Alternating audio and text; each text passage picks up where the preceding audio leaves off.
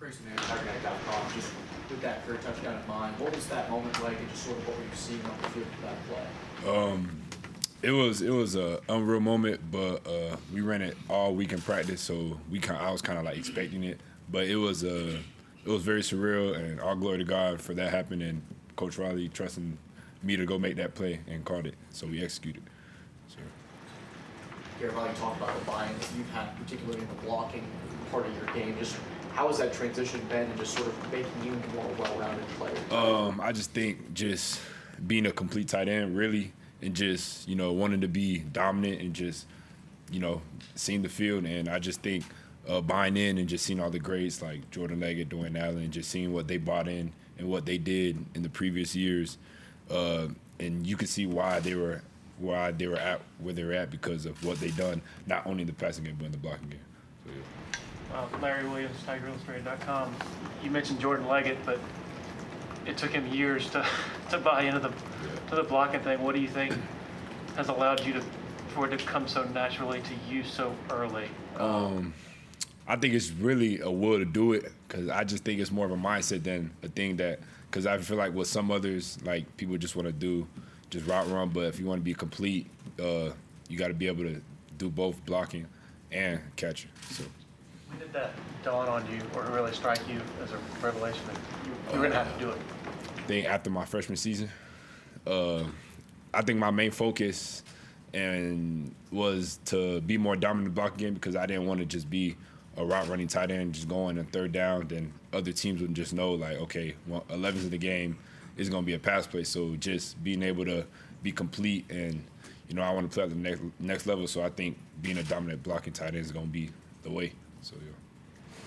What did you do to have to get your body prepared for that? Eating, lifting, trusting our strength staff, being able to maintain weight, and I think that's a big factor of it, because I think if you don't have the weight, you won't be able to be dominant as much in the box than you will like outside the box. So. John Blau, the Post Courier. Obviously, Coach Richardson is your position coach, but Coach Luke, how much has he helped in the blocking phase, and what techniques has he? Yeah, he's definitely made it a lot easier for us to identify who we're blocking, and I just think having Coach Luke was very helpful, because I think him and Coach Rich understand what's going on in the blocking game, so I think they make it a lot easier for us to know who we're blocking, where to get our hat across, and just little things like that. It's just the little details that Coach Luke brings along, and Coach Rich does very good, that he does great. I think it's just technically, it's just where your helmet is and stuff, or anything like. Yeah, it's hand placement, hat across. It's just little things, getting your feet in the perfect position where you can shoot your arms, get your hat across, and just being able to have the will to do the blocking, really. With the state, just tell us about your recruiting process and how you ended up here at Clemson. My recruiting process was normal. Coach Rich offered me, I think after my junior year, and Clemson. I was always a big Clemson fan growing up, but he came to my school, and then I took the visit here, and then I just seen what I liked, the culture, the family atmosphere. They keep God first as the number one priority, and that's something I wanted to be around. And I took the visit. I came to the South Carolina game, and just seeing how close and family atmosphere they were, that's something I wanted to be a part of. So, yeah.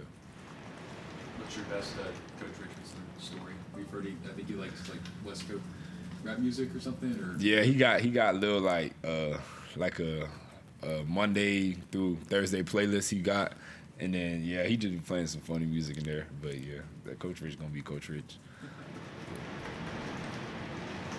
What has Jake Briningstool brought as far as leadership to the tight end room this year, would you say? He's done a lot for us, really. Just seeing him last year, take that step as a leader, and just us looking forward at him.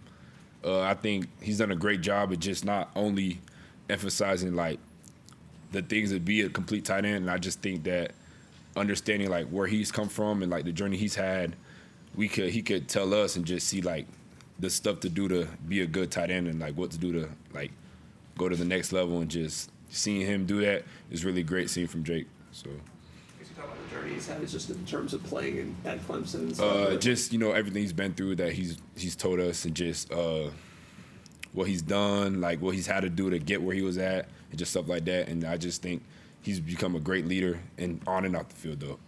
You know, in high school they called him Drago. Do you guys call him Drago? Nah, we don't call him Draco. Nah, we don't call him Draco. You see a resemblance. Yeah, we do. Yeah, for sure. We do look like Draco.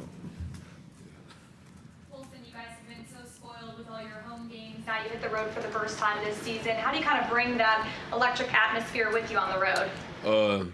I think it comes with our preparation, just what we've been doing. Just don't change up our routine, just being able to stay consistent with what we've been doing. And I just think as long as we keep preparing how we've been preparing, I think we'll be fine on the road.